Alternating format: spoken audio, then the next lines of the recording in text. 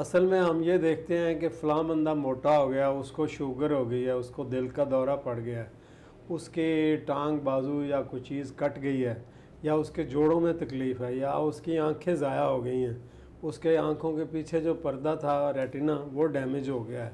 तो इसके पीछे जो मेन कारण होता है या वजह होती है वो होती है आम तौर पे हाइपरग्लाइसीमिया। ठीक है। हाइपरग्लाइसीमिया का मतलब होता है, ग्लाइसीमिया का मतलब है ग्लूकोज की मिकदार, और ईमिया जहाँ भी आएगा ना वहाँ उसका मतलब है खून के ठीक है। अंदर हाइपरग्लाइसीमिया, यानी शक्कर की या चीनी की या आप ग्लूकोज की, कार्बोहाइड्रेट की मिकदार ज़्यादा है।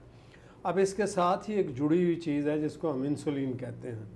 तो इंसुलिन आपने अक्सर देखा कि जब मुंह से खाने वाली गोलियां जो शुगर को कम करने वाली होती हैं उनके असरात या असर कम हो जाता है तो फिर हम बाहर से इंसुलिन लगाते हैं। तो इसका मतलब ये है कि कुदरती तौर पे भी इंसुलिन ज़िंदगी के लिए बहुत ज़रूरी है। इंसुलिन नॉर्मल हो तो वो तो बहुत अच्छा है, बंदे को ये 8-9 बीमारियां नहीं होंगी, फैटी लिवर नहीं होगा, इंसुलिन रेजिस्टेंस नहीं होगी, मोटापा नहीं होगा। इसके अलावा आपका जोड़ों में तकलीफ़, आँखों का ज़ाया होना, फालज होना, दिल का दौरा पड़ना, ब्लड प्रेशर होना, इससे आप बचे रहेंगे अगर ये नॉर्मल है।